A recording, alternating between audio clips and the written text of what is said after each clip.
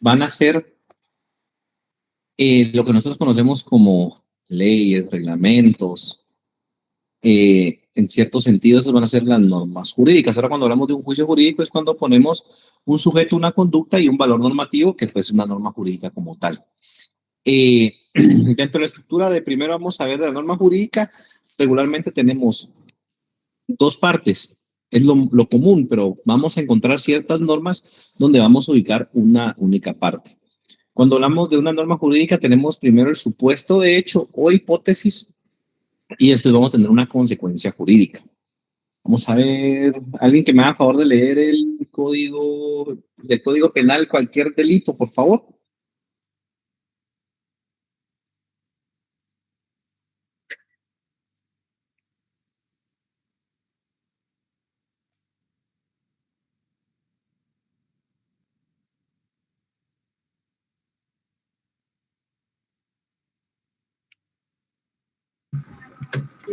Comete homicidio quien diere muerte a alguna persona. Al homicidio se le impondrá prisión de 15 a 40 años. Artículo 123.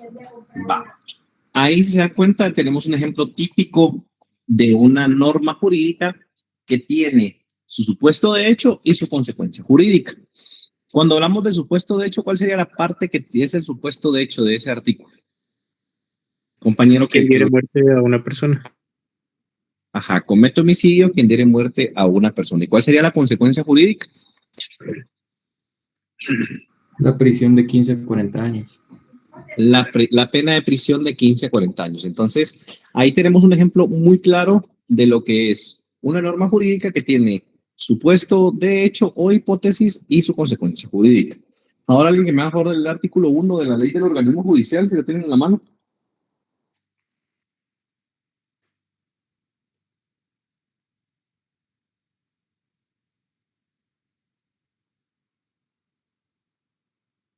Artículo 1, dijo licenciado. Sí, artículo 1 de la ley del organismo judicial. Ok, artículo 1, normas generales. Los preceptos fundamentales de esta ley son las normas generales de aplicación, interpretación e integración del ordenamiento jurídico guatemalteco. De acuerdo, muchas gracias, compañera. Aquí tenemos alguna consecuencia jurídica dentro de esta norma. ¿Qué creen? ¿Tenemos o no tenemos? Solo voy a componer esto. Voy a ver un poco más acomodado. No tiene. No tiene, ¿verdad? Entonces, esta norma se compone únicamente de supuestos de hecho. Entonces, para que logremos comprender de una mejor forma la estructura de la norma jurídica, vamos a tener dos partes, una que va a ser el supuesto de hecho y la otra que va a ser la consecuencia jurídica.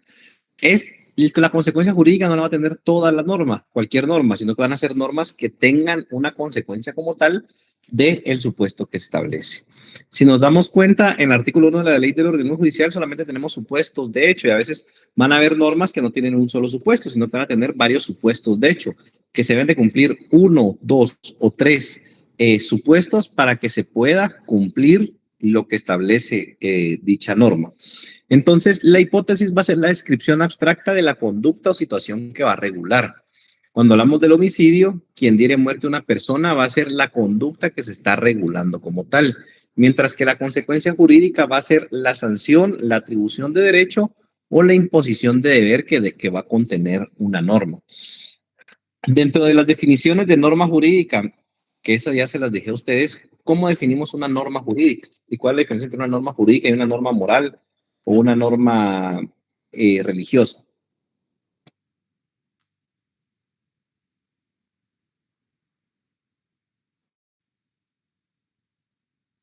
Vamos a ver, compañero Brian Alexander. Licenciado, yo diría que una norma jurídica es un conjunto de reglas o disposiciones que han sido establecidas pues por un ordenamiento jurídico. Sí, van a ser normas, preceptos que fueron establecidos por autoridad competente y que son de cumplimiento obligatorio. Es podríamos hacer una definición muy sencilla de lo que sería una norma jurídica. Aquí la clave es el cumplimiento obligatorio versus las normas morales. Las normas morales no hay un cumplimiento obligatorio, sino que aquí simple y sencillamente, si nosotros no cumplimos una norma moral, al final nuestra consecuencia va a ser simple y sencillamente el reproche interno que vamos a tener. Mientras que cuando hablamos de normas jurídicas, aquí sí van a haber, pueden haber consecuencias como tal. Si hay una norma que establece que la velocidad máxima va a ser 70 kilómetros por hora y yo voy a 80, entonces voy a tener una consecuencia que va a ser una multa, una sanción como tal. Pero para llegar a estas sanciones, recordemos que la norma es los preceptos, va a ser lo que establece en cuanto a ciertos preceptos, en cuanto a ciertas consecuencias. Pero para aplicar la norma necesitamos hacer un juicio jurídico. Cuando hablamos de un juicio jurídico, vamos a establecer que va a ser una proposición que va a vincular a un sujeto, una conducta y una norma jurídica o valor normativo. Entonces, ¿quiénes son los que pueden o los que deben cumplir con una norma? Son sujetos de derecho. Entonces, dentro de los elementos de un juicio jurídico vamos a tener a los sujetos de derecho o los sujetos como tal, vamos a tener la conducta que se realiza o el hecho que realiza el sujeto de derecho y un valor normativo que va a ser nuestra norma jurídica. Por ejemplo, si establecemos ya un juicio jurídico, pues decimos que Juan iba a 80 kilómetros por hora, la velocidad máxima era 80 kilómetros por hora, entonces, ¿cuál sería ahí nuestra conclusión de esto? ¿Aquí se podría hacer un juicio jurídico o no? Pongan atención. La norma establece que la velocidad máxima son 80 kilómetros por hora. Juan va manejando su carro y va a 80 kilómetros por hora. ¿Cómo haríamos ahí el juicio como tal? Primero tenemos que definir quién es el sujeto. Supongamos el sujeto aquí, ya está bastante claro, es Juan. El objeto o el hecho va a ser la conducta de que él iba manejando a 80 kilómetros por hora. Y la relación jurídica o el valor normativo establece que la ley establece que son 80 kilómetros por hora a la velocidad máxima. Entonces, ¿qué conclusión llegamos acá? ¿Hay alguna consecuencia jurídica o no hay alguna consecuencia jurídica? No, no hay. No hay porque la velocidad máxima era 80 kilómetros por hora. ¿Por qué les pongo de primero? Es el ejemplo donde no hay una consecuencia jurídica, en lugar de ponerles de que iba a 80 y la velocidad máxima era 70, es para que comprendamos también que los juicios jurídicos no se van a dar solo cuando se rompe una norma. Se van a dar cuando posiblemente se pudo haber roto una norma o cuando se necesita establecer que alguien cumpla una norma. Entonces, en este caso, ¿va a haber consecuencia jurídica? No, pero ¿hay juicio jurídico, sí o no? Del ejemplo que acabo de explicar. Sí lo hay. Hubo un juicio jurídico. Consecuencia jurídica no, porque está dentro de los límites que regula la norma. Ahora vamos a ir un poquito, vamos a hacer otro ejemplo. Supongamos, creo que todos aquí conocemos el caso del doctor Maluf. Sí, se enteraron de ese caso. ¿O no? ¿No lo tienen en mente? Fue bastante popular el año pasado, el año antepasado, creo yo, que un cirujano plástico desapareció o sea, falleció la persona por ya sea negligencia, impericia o algo, pero el problema es de que él la sacó, ocultó el cuerpo, creo que lo sacó en bolsas de basura, fingió de que alguien salía. ¿Alguien están relacionados con ese caso o hacemos un caso ficticio? ¿Qué prefieren? Mejor ese caso, licenciado. Va, ese caso. Vamos a ver. Ustedes ya están viendo derecho penal, ¿va? Entonces, saquen su código penal o descarguen su código penal o pónganse a la mano en el código penal. Aquí el tema es, para los que no están muy relacionados con el caso, es que una persona había desaparecido, familiares indicaron que había llegado por última vez a la clínica del doctor Maluf. Posteriormente, él sale a dar declaraciones de que la persona salió en silla de ruedas y que se la llevó un taxi, un Uber, desconozco, no me recuerdo muy bien qué fue lo que dijo, pero el tema acá es que cuando ya se realizó la investigación por parte del Ministerio Público, se dieron cuenta de que a la clínica entraron 4 personas, el doctor, creo que sus 2 ayudantes y la persona que se iba a hacer la cirugía, y al final de la clínica solamente salieron 3 personas. Salió la persona supuestamente que se había operado, el doctor y un ayudante. La otra ayudante no había salido. Entonces, al final solo se ve que sacan en bolsas de basura residuos. Entonces, aquí la hipótesis por parte del Ministerio Público es de que la persona falleció dentro de la clínica, porque también hay llamadas telefónicas donde él llama para solicitar cierto medicamento para poder reanimar personas. Entonces, al final, la hipótesis es de que la sacó en bolsas, la desmembró, la sacó en bolsas y al final desapareció el cuerpo.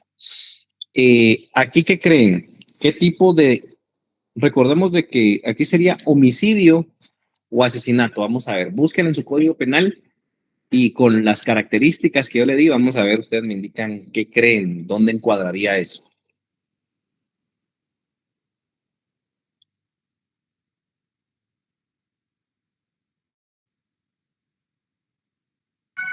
Yo diría que homicidio, licenciado, porque por las características que usted dio, el doctor no tenía la intención de asesinarla, no había como planeado el asesinato.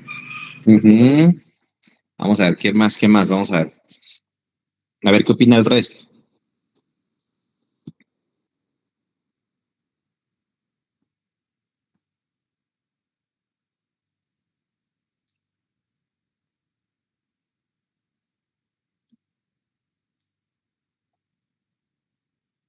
O sea, lean bien el delito de homicidio y el delito de asesinato y me indican ustedes qué creen, si es asesinato o es homicidio.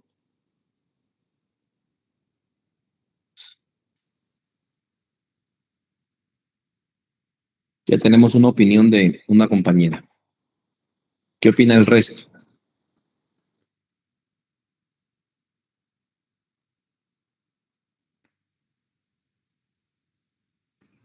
Si se demostrara que fue por impericia médica, tal vez homicidio culposo. Podría ser, ajá. Podría ser homicidio culposo. ¿Qué más creen? ¿Será que hubo saña por ahí o no? Si hablamos de que desmembró el cuerpo,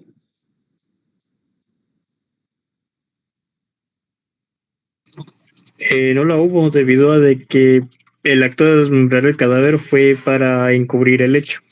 Es un agravante adicional, pero es otro delito diferente. excelente, compañero, sí. A eso quería llegar. A ver, aquí es donde nosotros tenemos que ver bien qué juicio jurídico vamos a hacer. Y cuando hacemos un juicio jurídico, desprender los elementos. Primero, el sujeto que se está vinculando a un juicio aquí es el doctor Kevin Maluf. Fácil. La conducta que se le está reprochando es lo que realmente sucedió en esa clínica. Él vino y ya sea por negligencia médica, ya sea porque la señora le dio información falsa, ya sea que porque se complicó la cirugía, X, Y, Z razón. Entonces, al final, la señora falleció. El tema es de que homicidio, ya sea culposo o homicidio como tal, es quien diere muerte a una persona. Cuando hablamos de asesinato, encontramos otros elementos que se pueden dar dentro del delito de asesinato, como el tema de la hazaña, pero al final, como lo dijo el compañero, la muerte fue en un horario, en un tiempo, modo y lugar. Entonces, aquí si él encubrió el cuerpo, si él desmembró el cuerpo, en Guatemala de hecho no hay ningún delito. Hay otros países que sí regulan el desmembramiento de cadáveres como tal, como otro delito particular, pero acá no. Entonces, al final, ahí sí podríamos encuadrarlo en eso. Pero, ¿por qué pongo este ejemplo? Porque así nosotros vamos desprendiendo bien cada conducta. La conducta que él cometió fue el momento de que él estaba realizando la operación, falleció la persona. ¿Y qué es el valor normativo? Va a ser nuestro código penal, va a ser nuestra norma como tal, que va a establecer cuáles son los tipos penales posibles que pueden aplicar para él. Entonces, los posibles está homicidio, homicidio culposo y asesinato. Entonces, al final aquí, lo importante es ver cómo fueron los hechos, encuadramos dentro de la norma y al final tenemos nuestra conclusión de un juicio, porque recordemos que un juicio, ¿qué es lo que va a buscar siempre? Una conclusión final, ya sea que la persona va a tener una consecuencia jurídica o no va a tener una consecuencia jurídica como tal. Entonces, recordemos de que los juicios normativos, juicios jurídicos, los vamos a ver a lo largo de nuestra carrera. Van a haber diversos juicios, vamos a ver juicios en derecho penal, vamos a ver juicios en derecho laboral, vamos a ver juicios en derecho civil, vamos a ver juicios en derecho administrativo. Entonces, al final, ahí es donde nosotros tenemos que lograr comprender cuáles son las partes básicas de un juicio. Estamos hablando de un juicio jurídico básico. Ya cuando hablamos ya de un proceso como tal o ya un juicio penal, van a tener muchas más etapas, pero aquí estamos viendo el tema básico para nosotros poder usar nuestro juicio lógico para poder determinar las conclusiones. ¿Alguna duda referente al tema de los juicios? Como les había dicho, generalmente se expresa mediante una proposición que va a vincular un sujeto, una conducta y un valor normativo. Dentro de los elementos principales vamos a tener el sujeto, que hace el titular de los derechos u obligaciones. Vamos a tener el objeto, que hace la conducta o cosa sobre la que recae la norma. Por ejemplo, el hecho que se pudo haber cometido o la infracción o la acción para poder cometer alguna infracción de alguna norma como tal. Y luego también tenemos la relación jurídica, que va a ser el vínculo que se establece entre el sujeto y la norma. Entonces, si nosotros no tenemos que matar, esa es la relación jurídica entre los sujetos y la norma, que es el Código Penal. Si esa relación jurídica se rompe, ¿qué va a pasar? Va a haber un juicio jurídico y al final aquí se va a establecer una consecuencia jurídica como tal. ¿Estamos?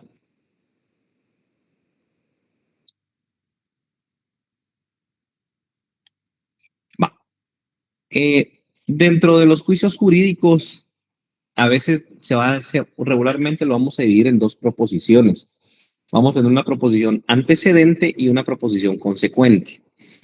Los juicios se dividen en proposiciones antecedentes y consecuentes. Cuando hablamos de una proposición antecedente, van a ser situaciones o supuestos de hecho. La misma palabra lo dice, antecedente, antes de que se realice como tal. Y nuestra proposición consecuente va a ser la consecuencia jurídica que se deriva al cumplirse o incumplirse el supuesto de hecho. Entonces, los juicios jurídicos van a tener una proposición antecedente, que va a ser la situación o el supuesto del hecho que se está realizando o que no se está realizando, y la proposición consecuente, que va a ser la consecuencia jurídica que se deriva al cumplirse. Si vamos a poner otro ejemplo, vamos a poner Julia, por ejemplo, no realiza el pago de sus impuestos. Entonces, bueno, vamos a poner algo. Julia cruza la frontera y no declara que trae mercancía para vender. Entonces, supongamos de que aquí hay dos opciones, o se puede ir por la vía administrativa y que la SAT le haga el reajuste, o también se puede ir por la vía penal dependiendo del monto y puede ser defraudación aduanera. Pero aquí vamos a dejarlo en la vía administrativa. Cuando uno cruza una frontera, tiene la obligación de declarar qué son las mercancías que uno va a traer, va a nacionalizar al país o va a traer al país como tal. Entonces, si uno no lo realiza, al final la SAT le hace un ajuste sobre los impuestos y uno debe de realizar el pago de eso. Entonces, ya teniendo ese contexto, creo que si no han visto derecho tributario, entonces por lo menos doy el contexto así rápido para que hagamos el análisis.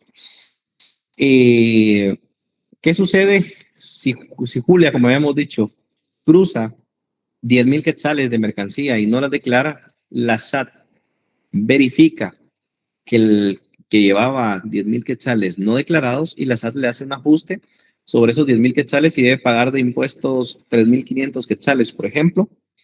Entonces, aquí, ¿cuál sería nuestra proposición antecedente y cuál sería nuestra proposición consecuente?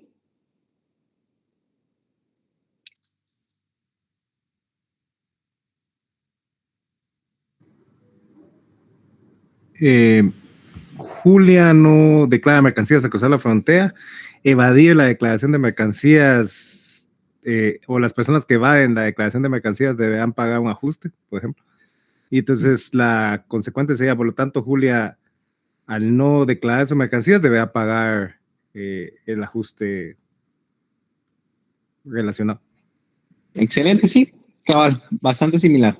Entonces aquí, como dijo el compañero, la situación o supuesto de hecho sería que Julia trata de evadir el cumplimiento tributario del pago de impuestos, cruzando, cruzando de la frontera X a la frontera Y, mercancía valorada en 10,000 quetzales. Entonces, esa es la situación o supuesto de hecho que ella está cumpliendo o dejando de cumplir como tal. Entonces, aquí la consecuencia jurídica sería que ella debe de realizar el pago de los impuestos correspondientes, más una multa, pongamos. Que se las también pone multas cuando uno no realiza la declaración como debe ser. ¿Estamos con eso? Proposición antecedente consecuente. ¿Les quedó claro? ¿Tienen alguna duda o quieren que hagamos otro ejemplo? Expliquemos de otra forma. Solo para aclarar, entonces la proposición antecedente vendría a ser el hecho o lo que se está realizando sumado a la normativa o el elemento normativo, digamos. Y después en la proposición consecuente ya solo iría directamente la consecuencia que se va a dar relacionada al relacionar los anteriores.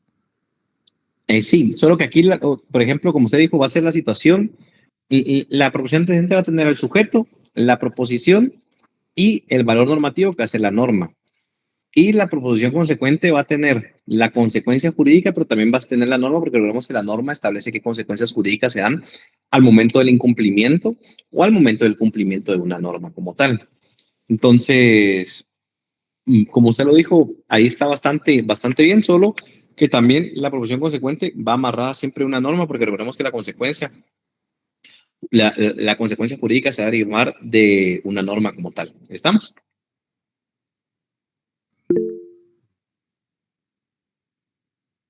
Sí, compañero Byron. Licenciado, buena tarde. Son una consulta. Buenas tardes. En la norma jurídica que tenemos supuesto de hecho y consecuencia jurídica, ¿también se aplicaría lo mismo acá en las proposiciones de juicios al decir que puede haber proposiciones que solamente tengan antecedentes y no consecuencias? Regularmente cuando hablamos de un juicio siempre va a haber una declaración de algo. Aquí si no, regularmente los juicios van a estar totalmente ligados a las normas que van a tener su consecuencia jurídica. ¿Por qué? Porque recordemos de que los juicios es para verificar si un sujeto realizó un hecho, si hay algún tipo de consecuencia o no. En pocas palabras, este es el juicio, es el juicio simple que estamos viendo ahorita en lógica, pero ya cuando ustedes vayan especializándose en cada proceso de una rama del derecho en particular, van a ver cuáles son las etapas o al final qué características pueden variar. Por ejemplo, si hablamos de un juicio penal, aquí lo que regularmente se va a ver es si una persona es responsable de haber cometido algún delito o no. Pues aquí lo que vemos es la responsabilidad de una persona. Si nos vamos a un juicio laboral, va a ser la declaración de un derecho.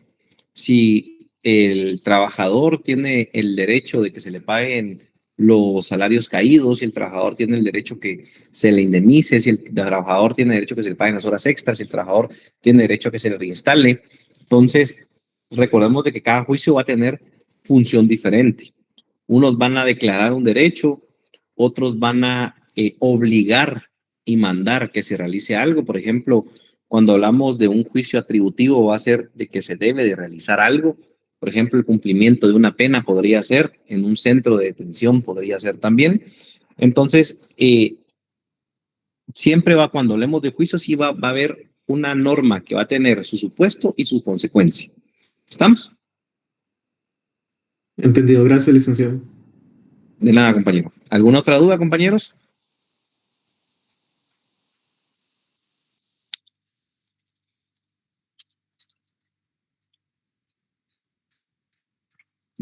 Luego tenemos siempre en nuestro programa las escuelas que se refieren a la estructura y elementos del juicio jurídico. Dentro de las escuelas, ustedes sí ya bien recuerdan qué son las escuelas dentro del derecho. ¿Qué son las escuelas dentro del derecho?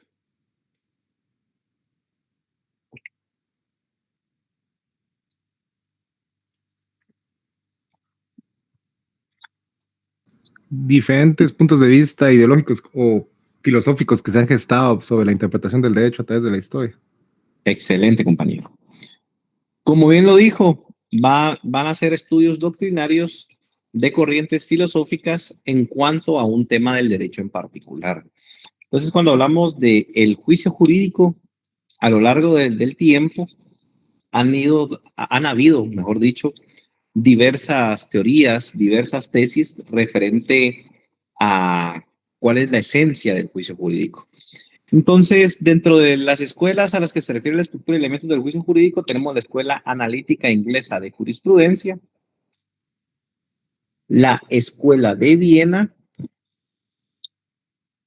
tenemos la Escuela Ergológica de Argentina y la Escuela Mexicana de Eduardo García Maínez. Tenemos esas 4 escuelas, eso regularmente, no regularmente, sino que se los voy a dejar para que ustedes realicen una tarea y investiguen sobre cada una de estas escuelas y cuáles son los postulados de cada escuela y la diferencia de estas escuelas. No lo voy a dar en clase porque al final no es tema como de mucho explicar, sino que mejor vamos a avanzar con el siguiente tema, que es clasificación de los juicios jurídicos. Entonces, de igual forma, en el documento que yo les comparto o se les va a compartir, hay un resumen muy breve de las escuelas referentes a la estructura y a los elementos del juicio jurídico. Pero vamos a avanzar con la clasificación de los juicios jurídicos. ¿Se recuerdan que había tipo de clasificación? ¿Qué tipo de clasificación vimos? Vimos clasificación de algo. ¿Qué clasificamos?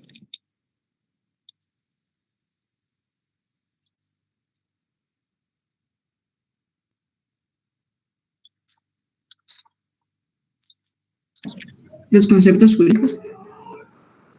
Los conceptos jurídicos. Entonces, por la misma forma en la que se clasifican los conceptos jurídicos, hay clasificación de juicios jurídicos. Obviamente aquí los vamos a clasificar dependiendo a lo que hace referencia.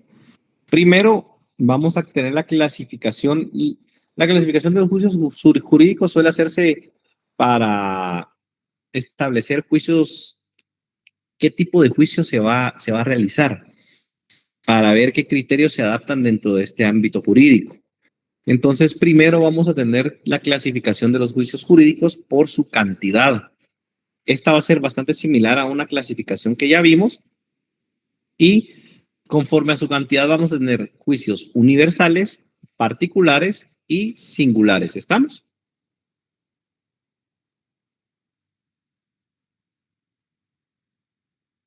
Va a ser muy similar a esta clasificación en la que ya vimos en cuanto a los conceptos. Cuando hablamos de un juicio universal, se va a referir a la totalidad de los individuos de una clase como tal.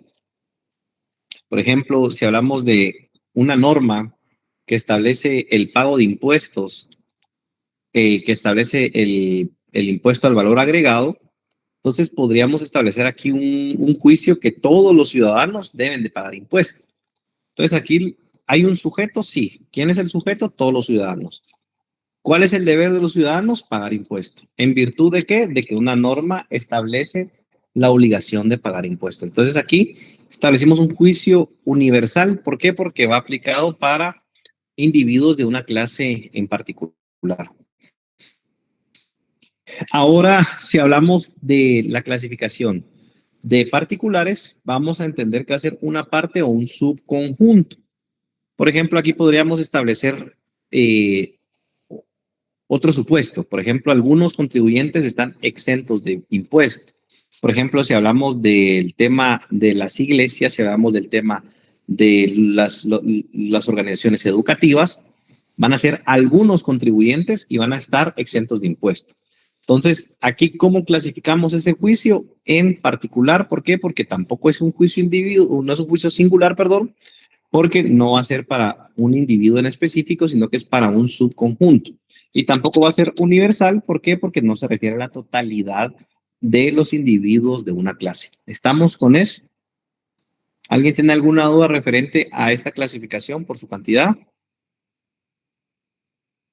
Y por último, vamos a tener los singulares, que se va a referir a un individuo o una situación en particular. Por ejemplo, Juan debe de pagar una multa o Juan debe de pagar 10,000, 15,000 quetzales del impuesto al valor agregado o del ISR. Entonces, aquí ya estamos hablando de un juicio singular. ¿Por qué? Porque va para una persona en específico. Si analizamos dentro de la...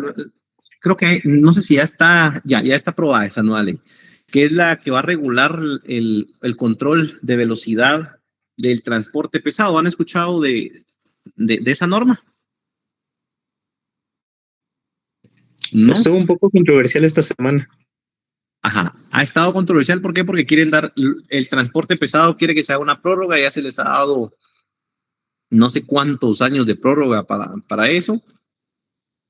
Al fin creo que no van a dar la prórroga esta vez, pero si analizamos aquí, ¿qué tipo de juicio sería si establecemos que los transportistas pesados, o el transporte pesado debe de cumplir con el uso de un dispositivo de control de velocidad? ¿Será universal, será particular o será singular? Desde mi criterio sería uno particular porque solo aplica para cierto tipo de conductores de cierto tipo de vehículos.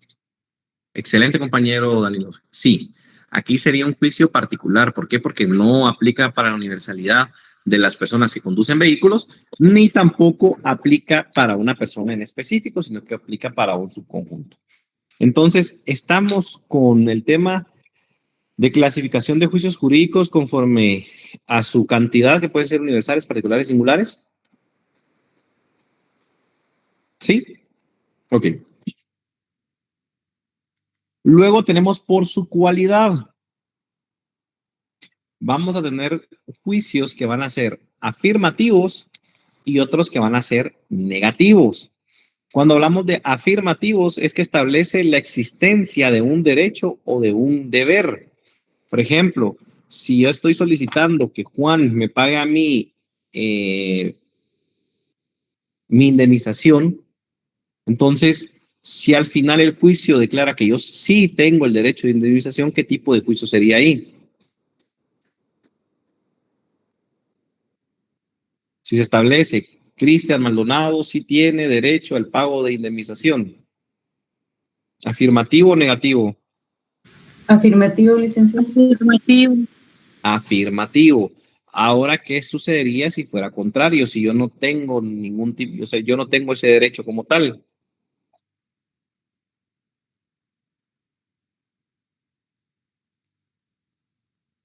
Sería negativo. Sería negativo. Por ejemplo, si establecemos, está prohibido, hay un decreto que establece que está prohibido fumar en establecimientos abiertos al público. Hablamos de que las personas no pueden fumar en establecimientos abiertos al público. Aquí, ¿qué tipo de juicio sería? ¿Afirmativo o negativo?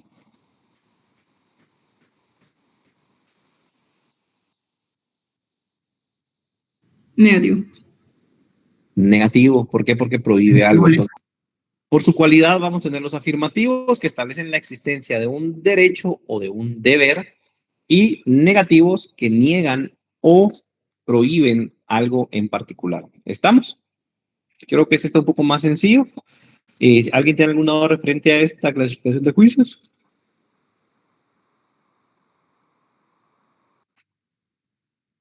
¿No?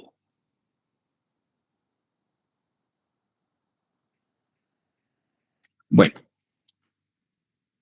Otra clasificación es por su relación. Aquí se toman en cuenta los juicios categóricos, hipotéticos o disyuntivos. Vamos a tener tres tipos que van a ser categóricos, hipotéticos o disyuntivos. Cuando hablamos de categóricos es que enuncian un hecho o relación sin ninguna condición. Los categóricos van a enunciar un hecho o una relación sin ninguna condición. O sea, no van a ser condicionales.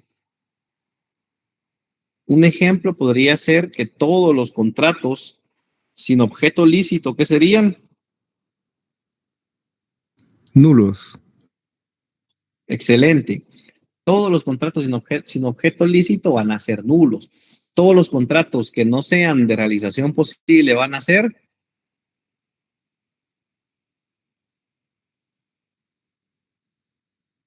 nulos también. Entonces, aquí se está enunciando un hecho o una relación sin condición. Aquí se está estableciendo algo de manera relacional, pero sin condición como tal. ¿Estamos? No sé si me comprendieron el tema de categóricos. Van a enunciar un hecho o una relación, pero sin ninguna condición. Si condicionáramos sería, por ejemplo, de la siguiente forma. Si alguien comete un delito, entonces se le va a imponer una sanción. Aquí estamos condicionando. ¿Por qué? Porque si alguien hace X acción, va a tener un resultado Y. Esos son los juicios hipotéticos. Los categóricos, como le repito, enuncian un solo hecho, sin relación y sin ninguna condición. Ahora, a diferencia de los categóricos, tenemos los hipotéticos, que los hipotéticos van a depender de una condición. Como lo dice la palabra, van a ser hipotéticos porque dependen de una condición como tal. Por ejemplo, como les había puesto, si alguien, si Juan mata a Pedro, se le va a imponer una pena de prisión. Si Juan mata a Pedro, va a tener pena de prisión. Entonces, para llegar a la pena de prisión hay una condición. ¿Cuál es la condición? Que se cometa el delito. Para poner una sanción a un vehículo que va a excesiva velocidad, ¿cuál debe ser la condición? De que un vehículo, que una persona maneje un vehículo a excesiva velocidad. Entonces, hay una condición como tal. Esos van a ser los hipotéticos. ¿Estamos? ¿Quedó claro la diferencia entre categóricos e hipotéticos o todavía hay alguna duda? Cuando ya sea ahora me van avisando, compañeros. ¿Sí, compañera? Disculpe, licenciado, no sé si puede dar otro ejemplo de los categóricos. De los categóricos. Claro que sí, no hay ningún problema. Por ejemplo, vamos a establecer otro ejemplo de los categóricos es que todos los trabajadores del sector público o privado tienen el derecho de recibir la bonificación incentivo mensual, creo que es. Entonces, aquí hay una condición, pero aquí no hay una condición. Aquí establece que todos lo van a recibir. No se necesita tener una condición en específica como tal. ¿Por qué? Porque todos los trabajadores, tanto del sector público o privado, van a recibir esta bonificación. Sería diferente ya que hablemos de un sector en específico. Un juicio hipotético podríamos establecer que los trabajadores del sector público van a gozar por así decirlo, para Semana Santa. Hay algunas instituciones que dan desde el día martes hasta el día lunes, por así decirlo. Entonces, si es en específico en un lugar, aquí sí hay una condición. ¿Cuál es la condición? Ser trabajador del sector ¿qué? Público. A los del sector privado no les va a aplicar esos descansos. Entonces, esa es la diferencia entre el categórico y el hipotético. Otro ejemplo categórico podría ser que todas las personas que cumplen 18 años se les considera mayores de edad. Entonces, aquí es una sola afirmación que se está dando para que se cumpla este enunciado o un hecho. No depende de dos. Es diferente el hipotético porque si alguien comete X va a tener Y resultado. Por ejemplo, si un patrono despide de manera injustificada a un trabajador, va a tener que pagar ¿qué? La indemnización. ¿Estamos? Entonces, para que un patrono tenga la obligación de pagar la indemnización, ¿qué debe de cometer? Un despido injustificado. o un despido indirecto. ¿Estamos? Sí, quedamos ahí, compañeros. ¿Necesitan algún o quieren otro ejemplito? ¿No les quedó muy claro?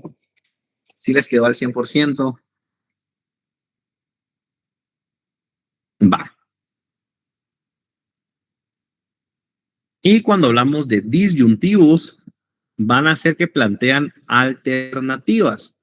Los juicios disyuntivos van a plantear una alternativa. Por ejemplo, dentro de un juicio civil, si Juan le debe a Pedro, pero Pedro no quiere pagar, Pedro se niega a pagar, entonces se puede establecer que o si Pedro cumple con el pago en efectivo, o al final se va a rematar algún bien que sea de la propiedad o se va a embargar cierta cantidad de salario y se debe pagar. Entonces, aquí es cuando dan dos alternativas, dos salidas, como por así decirlo. Esos van a ser los juicios disyuntivos que plantean alternativas. Por ejemplo, o se paga la deuda en efectivo, o se van a embargar los bienes, o se va a rematar un bien. Entonces, que hay diversas salidas en un juicio como tal. Si hablamos de un juicio, como les repito, civil, al final, si Juan no paga en efectivo, entonces se le van a embargar las cuentas. Si tampoco si no tiene dinero en las cuentas, pero tiene bienes, al final se van a rematar esos bienes. Entonces, para que nosotros comprendamos de que en los disyuntivos se pueden plantear diversas alternativas, van a tener diversas salidas como tal, o también cuando hablamos de un juicio penal y cuando son delitos menos graves, hay alternativas o medidas desjudicializadoras como un criterio de oportunidad, como un perdón judicial. Entonces, al final, ahí es cuando hablamos de un juicio disyuntivo, que tiene varias alternativas y no va a ser una opción cerrada. ¿Estamos? Bueno. Un ejemplo, en el caso de los disyuntivos, podría ser la famosa ley de aceptación de cargos. La ley de aceptación de cargos, sí, podría ser dentro del proceso penal, se podría plantear como una medida alternativa, porque las personas que no quieran irse a un debate y que consideren de que sí, realmente ellos cometieron el delito, aceptan cargos. Entonces, aquí es donde hay dos opciones. La opción de nos vamos a debate o aceptamos cargo. Entonces, podría ser un buen ejemplo en cuanto a juicios disyuntivos para que se pueden plantear diversas alternativas. ¿Estamos? Bueno.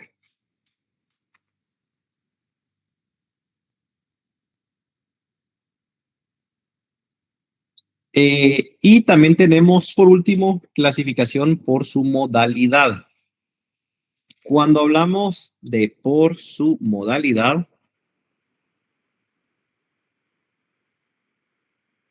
vamos a tener problemáticos, asertóricos y apodíticos. Cuando hablamos de por su modalidad, problemáticos es que no es de que los juicios van a ser de un problema, sino que van a expresar una posibilidad como tal. Mientras que los asertóricos van a expresar un hecho definitivo y los apodíticos van a expresar una necesidad o algo que es de manera forzosa que no se puede evitar. Un ejemplo de los problemáticos expresan una posibilidad. Podría ser el caso de, si hablamos de un juicio, de un tema administrativo, y se establece de que una persona no está cumpliendo con el reglamento municipal, que no está cumpliendo no sacó su licencia municipal para realizar una obra, entonces dentro de este juicio se puede determinar cierta situación. Si la persona no cumple con presentar su licencia de construcción, se le va a suspender provisionalmente la obra. Entonces, aquí hay una posibilidad, porque si la persona presenta su licencia de construcción a la autoridad administrativa, no se suspenderá la obra. Pero si no presenta su licencia de construcción, sí se puede suspender la obra conforme al Código Municipal. Entonces, este sería un juicio problemático. ¿Por qué? Porque expresa una posibilidad. No hay algo certero. ¿Estamos? No sé si quedó claro este ejemplo en cuanto a, por su modalidad, problemáticos. Sí, licenciado. Sí, excelente. Ahora los asertóricos van a expresar un hecho definitivo. Supongamos de que la persona no presentó su licencia de construcción, la persona no tenía permiso para construir y el reglamento de esa municipalidad establece que la persona que no tenga una licencia va a tener una multa de X o Y cantidad. Entonces aquí sí sería un hecho definitivo, es de que la persona está obligada a pagar X o Y cantidad en cuanto al pago de multa. Entonces ese sería ya un juicio asertórico. ¿Por qué? Porque ya expresa algo definitivo. ¿Estamos? Y por último, los apodícticos, que van a expresar necesidad o inevitabilidad. Cuando hablamos de que van a expresar una necesidad o que algo es inevitable, nos referimos a que va a ser algo obligatorio, que va a ser algo que se debe de realizar, algo que uno debe de cumplir de manera obligatoria. Por ejemplo, si yo voy manejando un vehículo, tengo la obligación de cargar mi licencia de circulación, pero también mi licencia de circulación, pero primero mi tarjeta de circulación también del vehículo y la licencia de circulación de la persona. Entonces, son dos documentos que yo debo de cargar obligatoriamente. ¿Por qué? Porque si no los cargo, entonces al final estoy incumpliendo con lo que se está estableciendo en un reglamento y aquí ya se podría iniciar con otro tipo de juicio. ¿Estamos? No sé si me lograron comprender el problemático, asertórico, apodídico. Problemático es que va a expresar una posibilidad. Si uno no cumple con esto, va a tener esta consecuencia. El asertórico va a expresar un hecho definitivo, o sea, usted falló acá, tiene que cumplir esto. Y el apodídico va a expresar una necesidad o inevitabilidad de que todos debemos de cargar o debemos de cumplir con mostrar X o Y documento para cumplir algo en específico. ¿Estamos? Bueno, quedó claro el tema de las clasificaciones de los juicios jurídicos. ¿Sí? ¿No? Más o menos. ¿Listos para el segundo examen parcial? ¿No? Bueno, esperemos que sí estén listos. Formas típicas del juicio jurídico. Aparte de la clasificación de los juicios jurídicos, vamos a tener las formas típicas de juicios jurídicos. Van a ser las formas que usualmente nosotros encontramos dentro de los juicios jurídicos. Vamos a tener juicios jurídicos declarativos, atributivos, de obligación, prohibitivos, que van a ser los más comunes.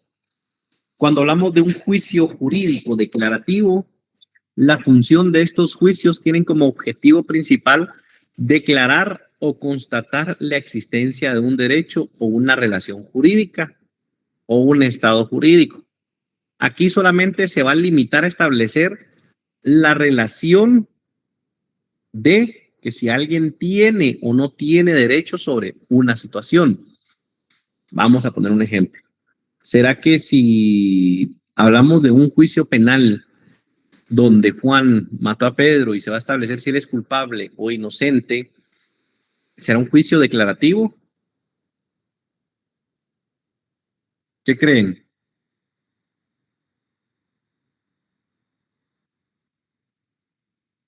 ¿Solamente va a declarar un derecho o no?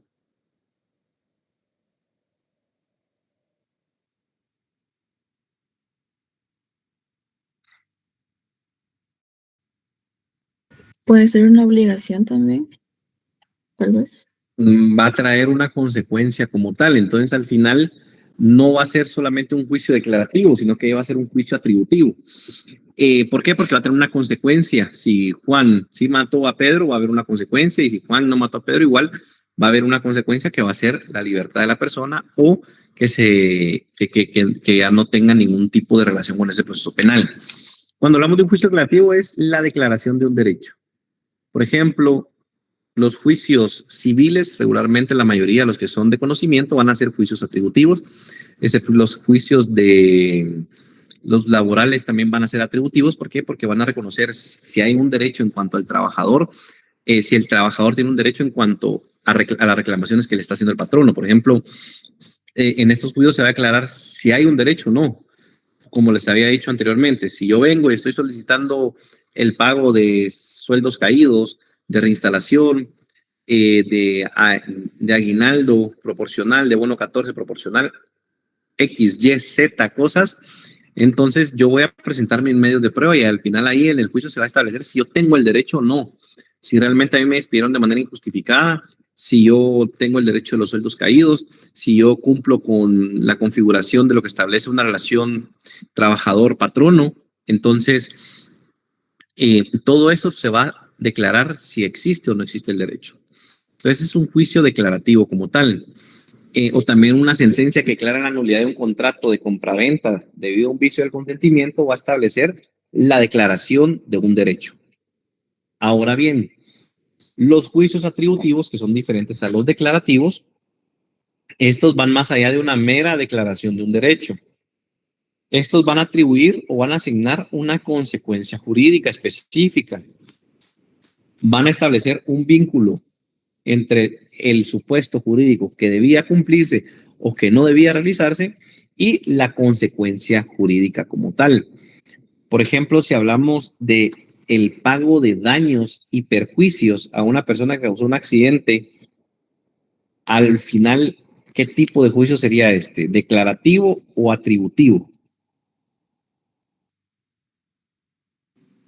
Atributivo. Atributivo, ¿por qué? Porque se está obligando al pago de los daños. Hay una consecuencia, no queda en una mera declaración de derecho como tal. Cuando hablamos del tema administrativo, si hablamos de un procedimiento administrativo siempre vamos a ver. ¿Usted ya vio el derecho administrativo? Todavía no. No, va. Entonces mejor quedémonos siempre en lo mismo, en derecho penal.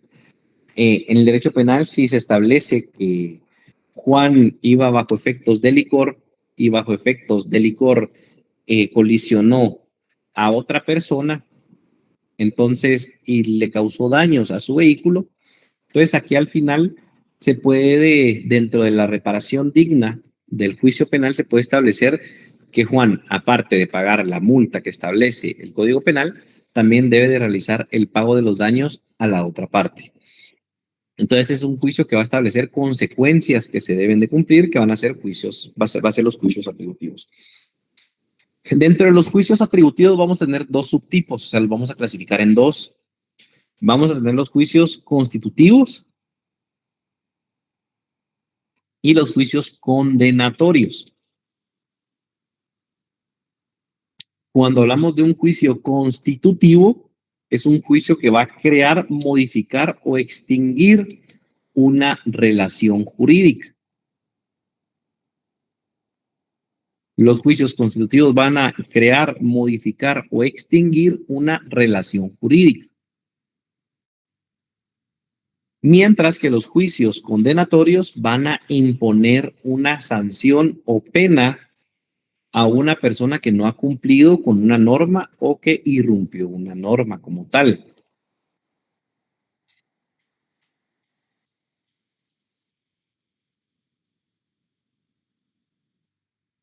¿Estamos? Licenciado, mire, por ejemplo, en el caso de los juicios constitutivos, podríamos hablar del contrato, ¿verdad? De compraventas. Mientras que en el juicio condenatorio ahí serían los delitos, ¿verdad? Que ya se establecieron y las consecuencias. Sí, así es. Solamente que en un juicio constitutivo no va a ser un contrato como tal, pero sí podría ser dentro de un juicio civil que se discuta sobre ciertas cláusulas de un contrato y que el contrato deba cumplirse.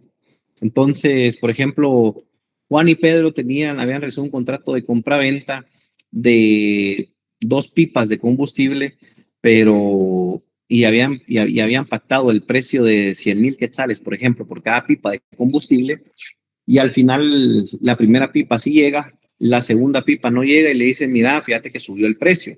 Entonces ahora yo no te voy a poder mejor te devuelvo tus 100,000 quetzales, o si no, me tenés que pagar ya no 100,000 por cada pipa, sino que son 200,000 por esta otra. Entonces, al final viene la persona y dice, bueno, no, había un contrato, en el contrato estaban claras las cláusulas, él se comprometía a distribuirme durante tiempo específico, entonces se discute en un juicio. Supongamos ese juicio va a declarar la existencia de un derecho, sí, pero aparte de la existencia de un derecho va a declarar una consecuencia, que puede ser la extinción de una relación jurídica al momento de que el juez diga, no, si este contrato lo vamos a declarar nulo porque al final realmente aquí hay una cláusula donde establece que si hay un aumento de los precios del combustible se puede modificar el tema del precio, entonces aquí se extingue la relación jurídica entre ambos, por lo tanto ya no hay contrato, o se puede establecer de que se debe de cumplir con la obligación de eso. Entonces, ese sería un juicio constitutivo. Mientras que un juicio condenatorio es cuando nosotros nos va a haber, no es de que va a haber una consecuencia jurídica, pero directamente va a ser por medio de una sanción. No va a ser una consecuencia jurídica lícita como tal, por así decirlo, si hablamos del ejemplo que puse anteriormente, es una consecuencia lícita. ¿Por qué? Porque no es que vaya a haber una consecuencia de multa, pena de prisión, sino que simplemente se debe cumplir con lo que establece el contrato como tal. ¿Estamos? Bueno. ¿Alguien más tiene alguna otra duda? ¿No? Luego tenemos los juicios de obligación, que estos juicios imponen un deber jurídico a una persona o entidad que va a establecer una obligación de hacer, no hacer o dar algo. Entonces aquí los juicios de obligación va a ser algo muy similar a lo que ustedes vieron en cuanto a contratos de hacer, de dar y de no hacer. Muy similar, solamente que recordemos que es diferente el tema de una obligación al tema de un juicio. Cuando hablamos de un juicio, recordemos que está involucrada una persona, un hecho y al final una norma. Entonces, estos juicios van a imponer un deber jurídico a una persona como tal. Por ejemplo, aquí vamos a tener juicios de dar, juicios de hacer, juicios de no hacer. Dentro de los juicios de dar se obliga a entregar una cosa o una suma de dinero como tal. Juicios de hacer obligan a realizar la terminación de alguna acción como tal. Por ejemplo, yo contraté que Juan me construyera un mi horno para pintura electrostática y al final él no me lo quiere terminar, entonces ya el juez puede obligar, yo no quiero dinero, yo tampoco quiero que él nos haga algo, yo lo que quiero es que él termine su trabajo. Entonces aquí sería un juicio de hacer. ¿Por qué? Porque lo que se va a entrar a discutir es si él lo va a hacer o no lo va a hacer. Y juicios de no hacer, por ejemplo, obligan a abstenerse de realizar una acción determinada. Por ejemplo, yo tengo una empresa que se dedica a la creación de pintura. Entonces, dentro de los contratos establecimos de que, vamos a ver, va a haber un contrato de no competencia, que los trabajadores o los colaboradores no puedan irse a trabajar a un establecimiento que tenga las características que sea similar al mío o al que se está representando. Entonces, al final, ¿qué es lo que se establecería ahí si hay un contrato de no competencia y él se comprometió a no trabajar durante 3 años a la competencia? Entonces, aquí es un juicio de no hacer. ¿Por qué? Porque lo que tiene que hacer es abstenerse de realizar determinada acción o abstenerse de ir a trabajar a otro lugar o abstenerse de divulgar cierta información. ¿Estamos? Y el juicio de dar es lo más fácil, como se había dicho, es la obligación de entregar una cosa o dinero como tal. Por ejemplo, tengo que entregar yo un carro, tengo que entregar yo mercancía, tengo que entregar yo dinero. ¿Estamos con eso? ¿Alguien tiene alguna duda referente a este tipo? ¿Juicios de obligación? Y por último tenemos los juicios prohibitivos. Estos juicios van a establecer prohibición legal, van a determinar conductas que están prohibidas en el ordenamiento jurídico y que en caso de ser realizadas, obviamente van a traer una consecuencia jurídica aparte de la misma. Por ejemplo, las medidas de seguridad. Una medida de seguridad de alejamiento va a ser un juicio, al final Si alguien incumple con esto, o sea, ahí lo que está estableciendo es un juicio prohibitivo. ¿Por qué? Porque se le está prohibiendo a alguien que se acerque a la vivienda, a la casa de otra persona. ¿Qué sucede si alguien se acerca? Obviamente va a tener una consecuencia jurídica como tal. Entonces, ahí hay una prohibición expresa. O también ciertas normas que prohíben, por ejemplo, de que ciertas personas que son contratistas del Estado no pueden trabajar en algún lugar. Al final aquí también se puede establecer un juicio prohibitivo. ¿Por qué? Porque prohíbe cierta conducta. O también una ley, por ejemplo, que prohíba la discriminación laboral por razón de género. Entonces aquí está prohibiendo de manera específica de que se pueda no tomar en cuenta a una persona para un trabajo por tema de género. Entonces, esos son los juicios prohibitivos. Tenemos los juicios declarativos, atributivos, de obligación y los prohibitivos. No sé si hay alguna duda, igual creo que en la siguiente clase, creo que es presencial, entonces en la siguiente clase presencial vamos a ampliar un poco más estos temas para dejarlos más claros y también vamos a poner otros ejercicios y vamos a ver si hacemos algún par de laboratorios por ahí para que puedan ustedes comprender un poco más y vamos a ver si hacemos un par de ejemplos prácticos ya con leyes, ya con normas que ustedes estén más familiarizados. ¿Alguien tiene alguna duda, compañeros? Mira, hay algunos que